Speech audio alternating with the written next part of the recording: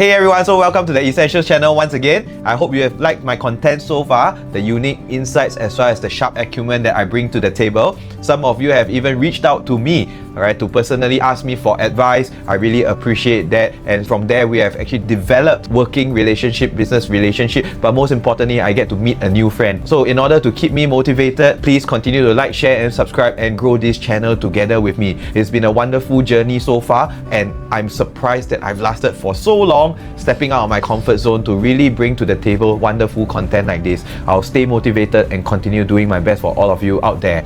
Alright, so today we'll be doing something different. It will be on the recent news of the new Draft Master Plan 2025. So as everybody knows, the URA has unveiled its new master plan, the Draft Master Plan of 2025. Take note, this is a draft, meaning to say that they are still subjected to planning and approvals, but generally this would have been the general gist of it, and we'll be seeing a lot of transformation and changes happening throughout Singapore.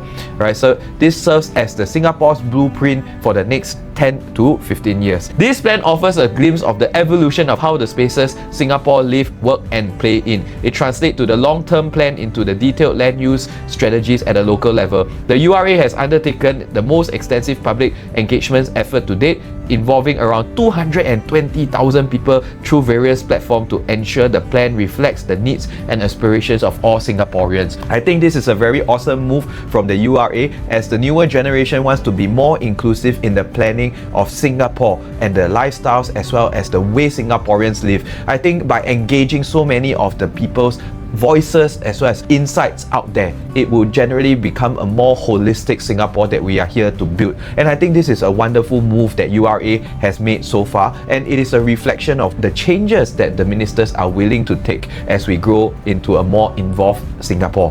Right, so there are many changes, and I personally read it myself. Of course, this being a property related channel itself, how to spot the opportunities, we use the three-phase transformation framework as how my other video always suggests. There will always be an announcement stage, completion stage, as well as the infrastructure stage. So of course, right now with URA rolling out its Draft Master Plan 2025, this also means that an announcement has been made. So this is something that will create awareness, and just like all the videos that many of the influencers or YouTubers are doing, it created that kind of awareness for yourself, including myself.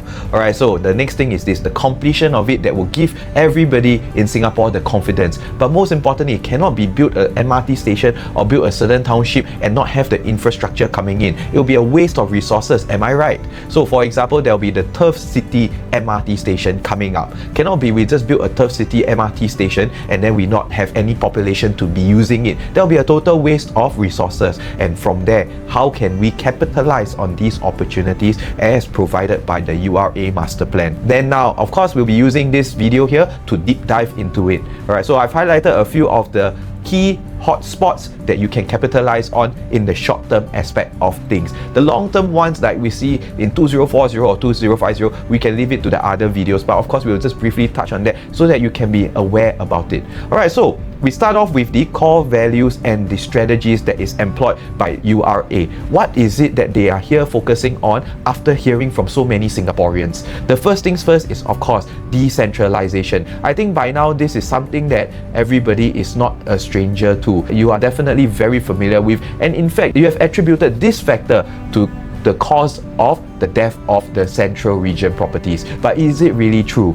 I think the URA and Singapore has a very strong vision. They will never ditch any place and let it die out. I am sure there must be an underlying reason why they do this, and that came about the decentralization.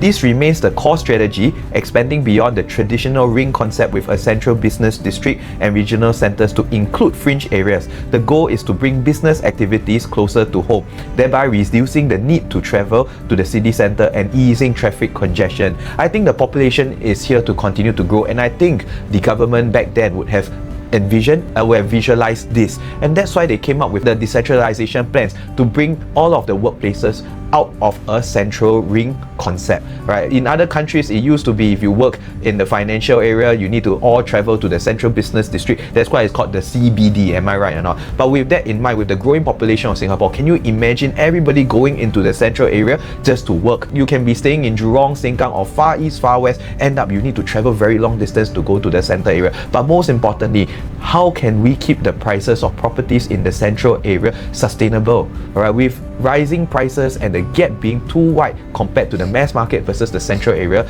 basically there is no natural demand coming in because of the wide price gap. How can we keep the prices sustainable without a natural demand? And that's why with decentralization itself, it made many of the other areas in Singapore valuable. And with that in mind, it narrowed the price gap so much that today 95% of Singaporeans are purchasing CCR properties, creating a high natural demand, which means sustainable prices. And that is what we are seeing in our short-term future. Right, the next thing is of course the city in nature. This plan emphasizes creating more lush greenery and connected to green spaces even with city centre.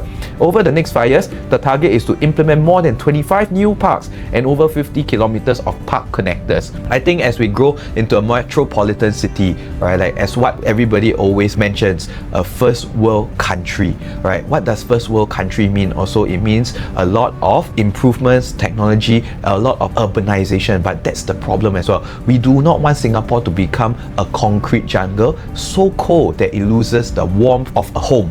And that is the main reason why Singapore has always been focusing on eco-friendly initiatives, but most importantly, greenery as well as nature. Alright, this is to make sure Singapore remains a first world country that is livable. I think that is the key word here, livable. As long as Singaporeans continue to be able to envision themselves living. Yes, it's true there's higher cost of living, but our robust income policies has ensured that we stayed relevant and stayed consistent and keeping up with the standard of living in Singapore. But most importantly, with lush greenery, is it livable for families here? I think that is what Singaporeans want to be growing up in, rather than globalization, urbanization, resulting in a cold concrete jungle that makes it no reason or no warmth to be living in. I don't think that's what the direction Singaporeans want as well. Alright, so next thing is of course resilience. A critical focus is on addressing challenges like land scarcity because Singapore is just a little red dot, urban climate change and demographic shifts. The plan prioritizes resilience and flexible planning to adapt to future changes such as rising sea level, especially with Singapore executing so much land reclamation. Right, this is actually a major concern, and it is of course to future-proof our future generations, to ensure that Singapore is still around as we continue this land reclamation, but not only that, all the changes to be inclusive society and livable one. Diverse housing options. The plan aims to provide quality housing for different needs options, including a mix of public and private housing across the island. Enhanced connectivity. Efforts are also underway to make the city centre more walkable with new pedestrian bridge and expanded cycling network targeted to reach 1,300 km by 2030. By the 2030s, 8 in 10 households are projected to be within a 10-minute walk from a train station. And that's why you see the emergence of a lot of car light zones, such as the Greater One North area, such as the Bayshore area, which is in the short-term future, alright, such as Springleaf area, that those who are very familiar with. If you just go and look at the master plan itself, where the area is subjected to planning, you will see a similarity between the blueprints of Bayshore as well as Springleaf. Basically, there's one main road that drives through the two centres where they are actually going to be planning, and you can totally imagine what the government is going to do with a car light zone where you have autonomous cars as well as buses that will start serving the residents from the Springleaf MRT station, for example, just like what they are doing in Bayshore. This pretty much sums up the core values as well as the strategies that URA is employing in terms of charting ahead for the next master plan. Next, we move on to the new housing options and neighborhoods. So I think this is the main concern of everybody. What are the new townships that will be emerging from this draft master plan, and what are the current townships that will be going through the rejuvenation as well? So the master plan aims to build at least 80,000 new homes across more than 10 new housing areas over the next 10 to 15 years. I think this is very important number to take note. Why I say this is because don't forget about our population white paper.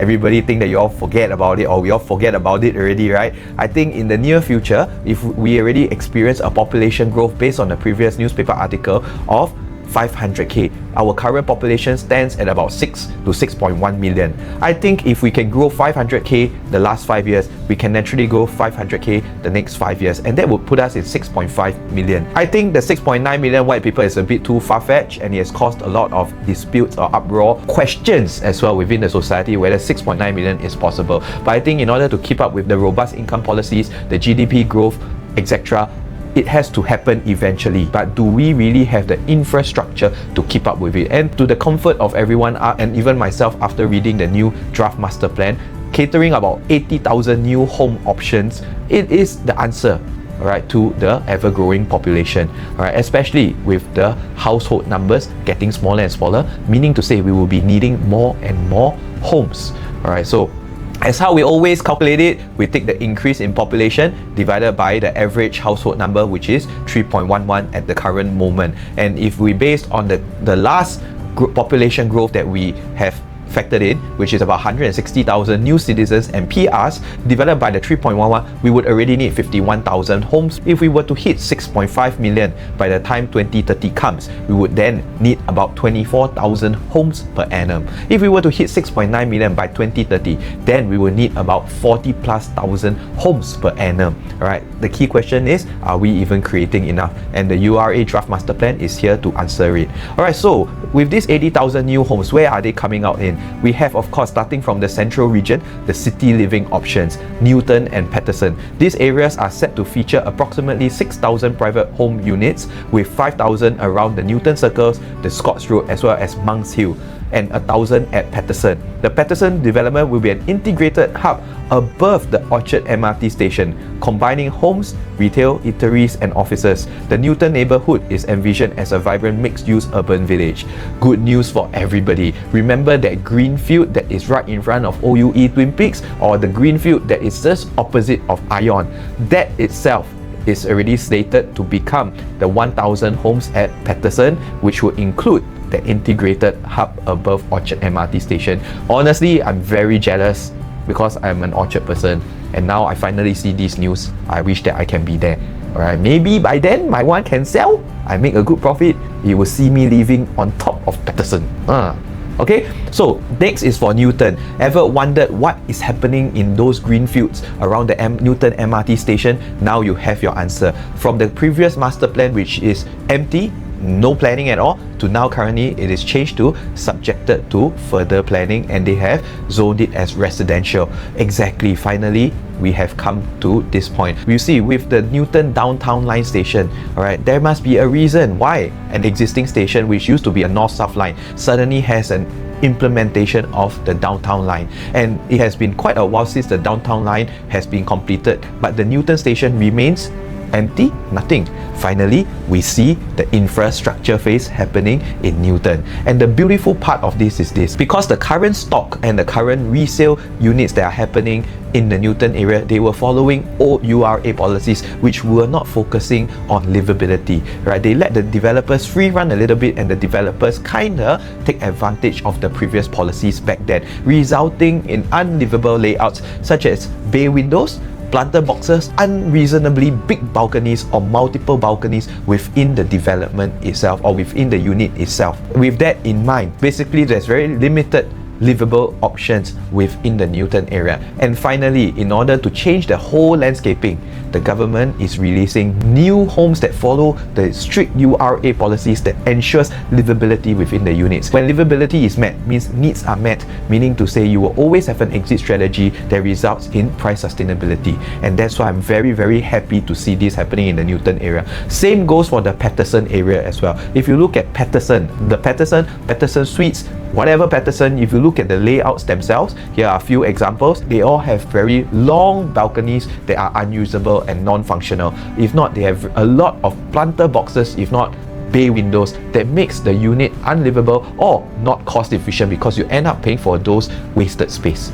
this is going to change the entire landscaping at Patterson area and Newton area, resulting in better price sustainability. Next, we have Dover Medway, which is located along Dover Road in the Greater One-North area. This new neighbourhood will offer a mix of public and private housing with 6,000 units planned for the first phase, catering to those who wish to live near the growing business park. I think the boom happened for the One-North in about the era of 2010. Alright, that also happens to be the era where the URA policies haven't been so strict yet, and that's why you don't really get very livable options within the One-North area. The boom did happen. You see One-North residences coming out and the prices having a very good track record there. You have the Rochester, but because of the disadvantages of the URA policies back then, where the developer actually took advantage of it, in a way the units themselves are not so livable, and that's why you see a very poor track record at the Rochester. Next, you have One-North Eden, you have Blossom by the Park, and the latest one being the Hill at One-North. Alright, so next, of course, the boom has already happened. It's time for a rejuvenation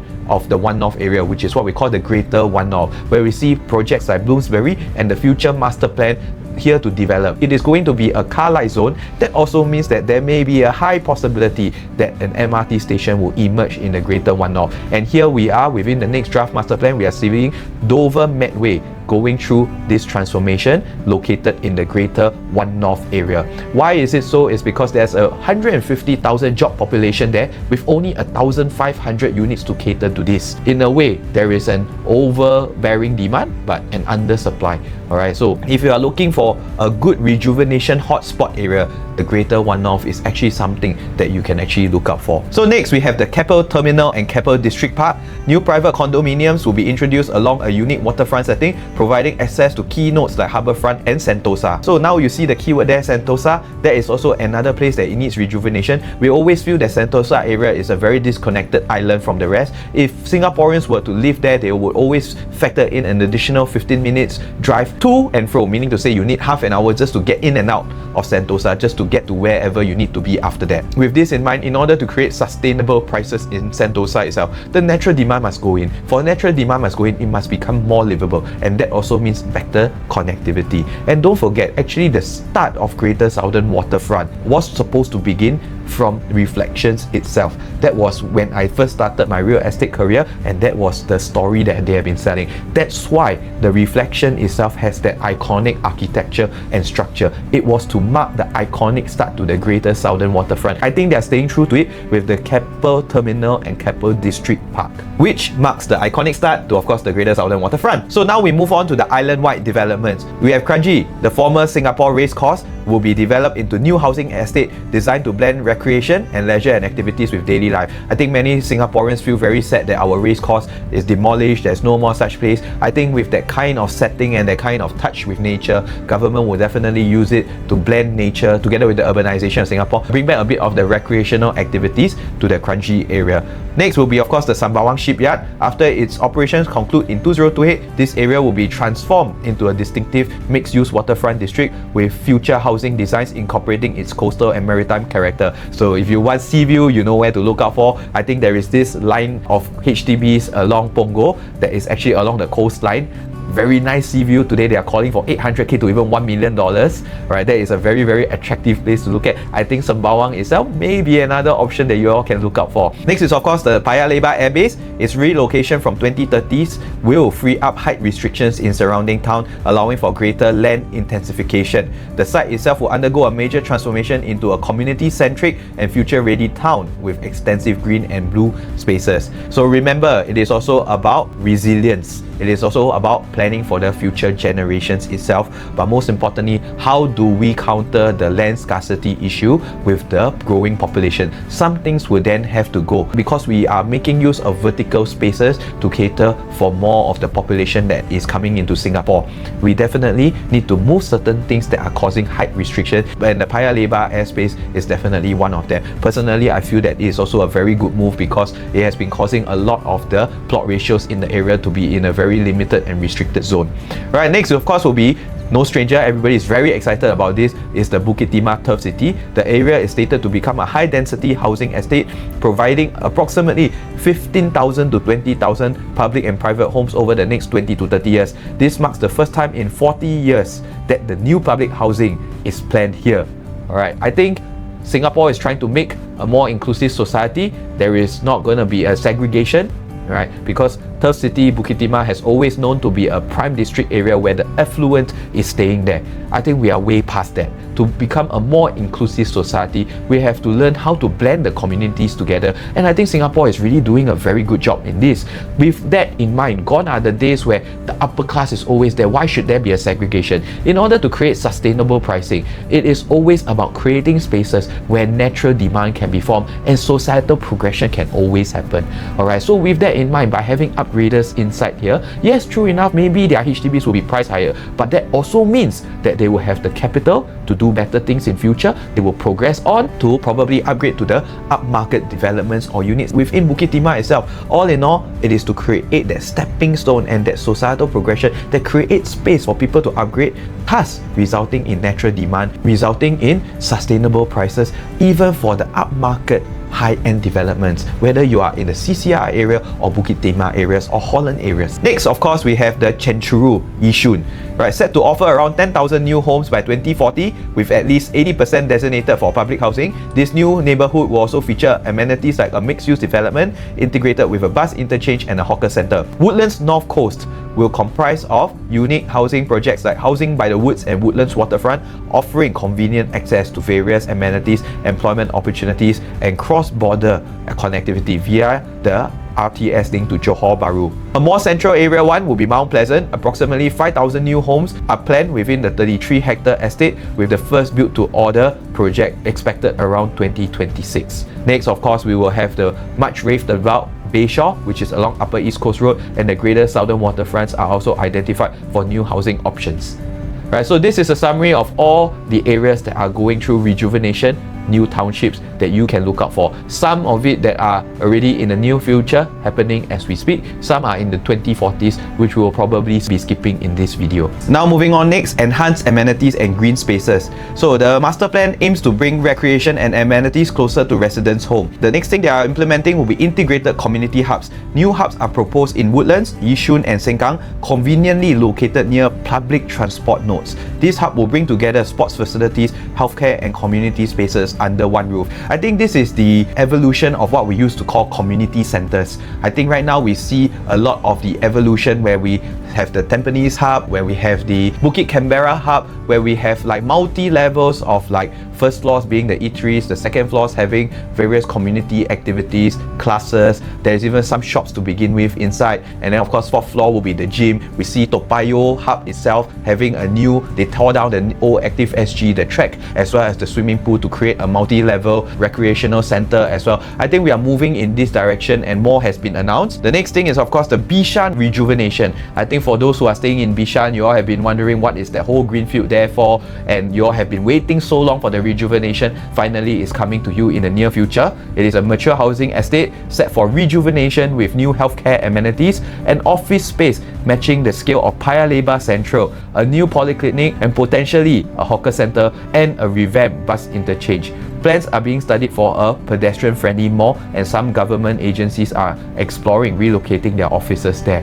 I think this is something very exciting for Bishan. Exactly, I also feel it's quite undermining to have such a premium location and that only that mall and whatever amenities that is serving these residents here. I think we can do so much more with Bishan, and finally I'm very happy to see a new rejuvenation plan happening down there. A scale of Paya Lebar Central. So we can just take a look at the Paya Lebar blueprint quickly down here, and you'll be able to reference back to how Bishan will be possibly looking like in the near future. Next, city centre connectivity. The city centre will become more walkable with new pedestrian bridge connecting between Marina Centre and Bay East Garden, set to be completed by 2029. An elevated link bridge between Dhoby Ghaut Green and Fort Canning Park is also being studied. Followed by, of course, the Orchard Road Greenery. Yay! More green spaces are planned to make the Orchard Road shopping precinct more vibrant, including a new park that will merge Istana Park and Dhoby Ghaut Green with a 500-meter stretch of Orchard Road. Basically, Orchard Road will become a botanic garden road lah.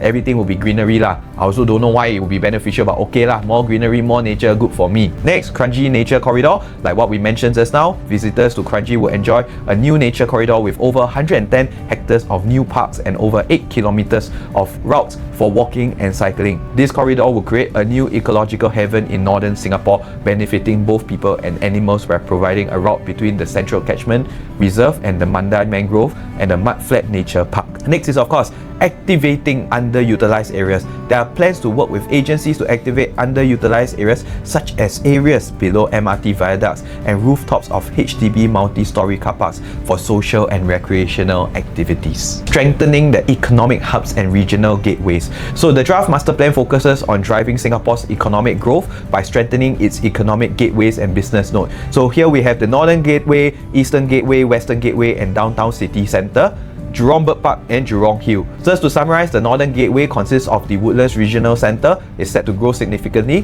capitalising on the RTS link to Johor Bahru, targeting for completion by end 2026. There's a reason why the Thomson East Coast Line runs from there, and like I said, it is in the infrastructure phase. This is probably one of the hotspots to be looking out for. So for those who bought Norwood Grand, kudos to you. There will be many more new developments coming up. Woodlands will no longer be Ulu. So kudos to everybody that are staying in Woodlands. It will anchor the northern region as a key commercial centre for high-value manufacturing and general industries. In fact, what I heard last time, Woodlands was supposed to become the third CBD in a way. Eastern Gateway, where our airport is located, this will be a central hub for global connectivity, reinforced by Changi Airport Terminal 5, which adds a capacity for 50 million more passengers to the existing 90 million. It will be supported by the nearby Changi Aviation Park and Changi City.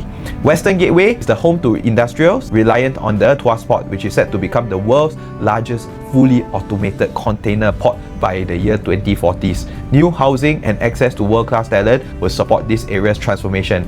Downtown cannot be everywhere what, then the downtown don't what, right? Plans include injecting new leisure experience such as a refreshed Raffles Place Park, a wellness attraction at Marina South, new homes around Tanjong Pagar, the enhancement of Marina Bay, including the North, the NS Square and the expansion of Marina Bay Sands will further solidify its role as a vibrant destination, followed by Jurong Bird Park and Jurong Hill. So now, we have already more or less covered the extensive Draft Master Plan 2025. I've saved you the trouble from reading the whole entire Draft Master Plan. This one is probably the most concise summary that you can get, and of course with my inputs in it. Then of course, being a property channel and a property consultant myself, how does this translate to opportunities for our real estate market then? Alright, I think they will always have this saying that go where the government goes, alright, and of course the three-phase transformation, all these are considered to be infrastructure changes, and you know infrastructure phase itself is the one that brings in the highest, fastest ROI and exponential growth, because it is something that people can see immediately with their eyes, but most importantly, because of infrastructure changes, job opportunities are created, resulting also in another factor, of course, which is the influx of population. When you have influx of population, that also means natural demand is coming in, resulting in sustainable prices. So I think of course the first one that we should be focusing on is the Newton and Paterson area. Why is this important? It's also because the Newton area is close to all the renowned schools such as SCGS, ACS as well as SJI, and that's the main reason why to me this will be one of the property hotspots that many Singaporeans have been patiently waiting for. That used to be a greenfield is now the most promising gold mine in the area of Newton. Cannot be government dig so much underground to create a downtown station at Newton just to be leaving it empty. For those who have been waiting, your patience has finally paid off. So if you look at the Newton properties in the area, it was already starting to show signs with the emergence of Copa, with the emergence of Pullman residences that was an en bloc previously. With that in mind, those who have got into Copa and Pullman itself, kudos to you, because you actually took advantage of the first movers advantage. Right now it's still not too late, but I'm really very excited to see the new products that are coming out within the Newton area as it caters to the school population there. Generally, the resale supply in the area is already quite low. When we are looking for the 3 and 4 bedrooms, the prices have always been sustainable because the resale supply is kept low. The turnover is very fast in a way because people who needs the school there would generally be eyeing the area. So people with that 3 and 4 bedrooms in the Newton area generally are able to call for premium prices because of that innate need for that school, especially for schools like SJI, for schools like ACS as well as SCGS. These are described as exclusive private residential areas. The introduction of new supply, including an upcoming government land sales in Newton in August, will be a key indicator for market response. Notably, a reserve site at 51 Scotts Road in Newton has also been rezoned to residential with a 4.9 plot ratio, very high, which suggests high density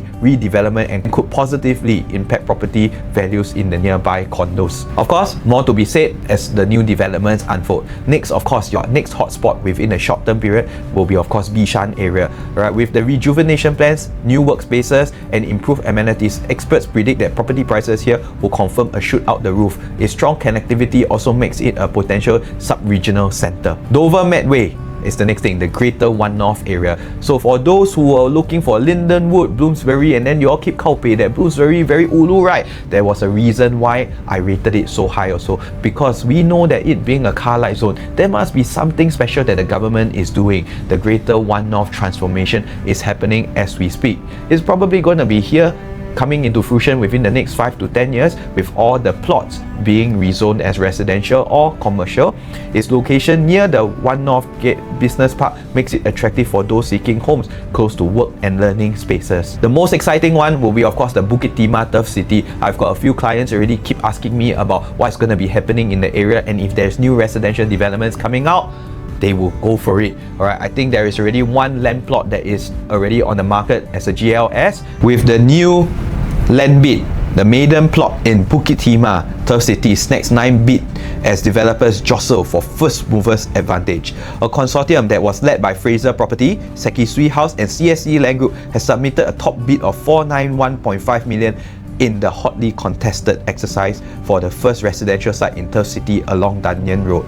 This is the first one that everybody is so excited about, and you can see the 4 renowned developers coming together to actually create something down there. Isn't this a very clear indicator where the next hotspot will be at? So those who are actually considering the developments, whether is it the landed in Bukit Timah area or whether is it about the residential developments in Bukit Timah area, please go ahead right now, because this one itself is really hotly contested. There will be more future prospects coming up for this area. Impossible for the government to take back Turf City and not do anything with it. And exactly, there's already an announcement of the Turf City MRT station Cross Island line. That itself will put us into 2032 completion. And with that in mind, that is where the next transformation infrastructure phase we should be looking out for. The current one is the Thomson East Coast line. So for those who are looking out for the current ones that are in infrastructure phase, Thomson East Coast line is the next one. For those going on for the next one, because you think that Thomson East Coast line effect is going to be exhausted, the next one will be, of course, the Cross Island line, and this brings exciting plans because it involves the Turf City. Next, of course, we have the Chincharu. Alright, that's the next hotspot, which for those, if you realize that the OCR areas such as Woodlands, Lentor, and now Springleaf area, they are getting exhausted, where else can we find mass market areas? The next one will be the Chincharu Yishun area. Followed by Bayshore itself, our much raved about it. This one itself, if you look at the TEL line itself, there's a reason why the government must sell out the prime stations first, which is Tanjong Ru, Tanjong Katong, Marine Terrace, and Marine Parade. These are considered prime areas where people are willing to pay 3,000 PSF, and that itself formed the price support for our Bayshore station and Siglap station, because these stations are considered to be non-prime East Coast at the current status. Alright, but of course with the rejuvenation and the new township, naturally it will become prime as well. But for people and consumers to be able to accept this, the stations in the front, which is the Tanjong Ru station, which is the Tanjong Katong station, must sell out at 3,000 PSF first to provide support. So those who miss the first movers advantage, it's okay. The new township is here to bring you the next opportunity in the market. And right now we are already showing you that there are people that's willing to pay 3,000 PSF in the East Coast area. They need the prices to pull away further. With Maya Blue already costing 3.3 to 3.5 PSF, it creates a wide enough gap for the consumers to accept Bayshore being at 2.7, 2.8 or even 3,000 PSF. At least they see this gap, they know that there is a price support. Bayshore itself presents a new opportunity in the very near future. Of course, finally, we have the Greater Southern Waterfront. This is something that has been mentioned over and over and over and over again. Finally, we see it coming to fruition. It used to be the biggest transformation ever, and finally it's coming into fruition. We can see it with our own eyes. The much talked about it, the much raved about it is happening as we speak as well. Alright, Plans include BTO flats and GRS sites with high plot ratio, suggesting the potential for high-rise developments, some reaching even up to 50 stories. We already see Labrador Towers hitting new heights there as well. I was just there for gathering last 2 weeks, and then the views are splendid. We get to see the cargo ships going out the wide panoramic sea view. I'm sure those fronting the sea will be getting those for the residential developments. And of course, we have the Sembawang North. The plot ratio has been increased from 3 to 3.5, indicating future opportunities for more intensive housing developments. But of course, this is belonging to the further years ahead. We will not be discussing about it. So I think we have highlighted the few zones that you should be looking out for in the short-term range. The long-term ones we have already been omitted out. I think if you are looking for resale properties, following that general rule of thumb of going for the infrastructure phase will also benefit you a lot. Drawing another example will be the downtown line, the Beauty World. I used to be transacting resales at 1200 PSF in the Upper Bukit Timah area. Now even the resales themselves have hit 1800 to 2000 per square foot. So think about it, follow the infrastructure phase. If you are looking for a resale but you are not sure what kind of direction to be heading towards to, follow the 3-phase transformation. Which areas are in its infrastructure phase right now, and you can capture the resale properties down there as well. If not, we can look forward to the next one, which is the Cross Island line. And that itself, if you're looking at resales down there and you're willing to hold a little bit longer, the resales there can actually profit on its own as well. When GLS sites are launched, their future selling price are usually higher, which tend to push up the resale value of properties in the vicinity. Always check if you are buying for a resale property, avoid those that were in the era between 2010 to 2016, because those haven't gone through the improvement of URA policies yet. It's either you go for a slightly older one before the 2008 era, where the layouts are still squarish without bay windows and planter boxes. Make sure you have livability factor in check. Once you can envision and visualize people living in it, possible. Alright, then that you can go for. Else, you go for something that is after the 2018 era, which is where all the URA policies are already in effect. Of course, I think throughout this whole video, we have mentioned a few areas that have gone through plot ratio revisions. So for private properties, an upward revision in plot ratio can lead to significant increase in property value as well, which we have highlighted in the video before. So act swiftly on the rezone sites. Pay close attention to URA amendments of the master plan, such as the rezoning of the Newton Reserve site, as they can signal immediate opportunities for smart investors out there. So in conclusion, I think the master plan itself presents a comprehensive and forward-looking strategy to shape Singapore's development for the next decade and beyond. By balancing diverse priorities from housing, economic growth, green spaces, heritage and resilience, it aims to ensure that Singapore remains a highly livable and adaptable city in the face of future challenges. So I think with this in mind, I think the keyword here is livability. I think we are seeing more of this keyword here coming out in the URA plan, which is not something that we see in the past, and is exactly what we see in the government's vision as well. Buying property in Singapore is a need. Ever since the cooling measure happened in 2014, the government vision changed. What used to be always investment centric is now a Singaporean first country. Everything should be meeting the needs of Singaporean, and housing is exactly the big pie and the big focus of it. As the government vision changed after the 2014 cooling measure, where you buy property as a need, especially in our land scarce country, the Singaporeans' need must be met. And what does need actually mean? Need means no matter how expensive it is, people will still buy as long as they can afford. And that's why you see government has always been focusing on maintaining robust income policies as well as cooling measure to ensure sustainable housing prices that aligns with the income growth. But most importantly, because of this word need, alright, that also means the livability and the lifestyle of Singaporean families must be met. That itself would finally create that need and meet that need to create sustainable pricing. And now we are seeing the URA Draft Master Plan 2025 heading in full throttle in that direction of livability so that the needs can be met. And I think, quoting one of recent Prime Minister Lawrence Wong's interview, what makes Singapore such a global city and what he envisions it to be. He wants to be the shining star and the shining note in the entire global landscape. But it also needs to be a place where Singaporeans can live in, where we still have cheap hawker food centres, where we still have communities and kampong spirit. That is the vision of our current leader, and that is also where we should be heading towards to in terms of real estate investment directions. What do Singaporeans need? And when we always think about our investment in properties, it will facilitate our thought process in choosing the right properties to buy as well. What caters to the needs of families of Singapore? Big landscaping close to MRT station, family communal activities in the area, hubs that itself will indicate a real estate hotspot. I hope today brings you a different perspective to our channel. This is something that we are doing a bit differently from the usual news as well as our property reviews. If you like our content so far, remember to like, share and subscribe as we merge all these news together with our essentials concepts that we always have here at Medlam Advisory. So if you like our content so far, remember to like, share and subscribe. Continue keeping me motivated in creating more unique content and making things relevant for you.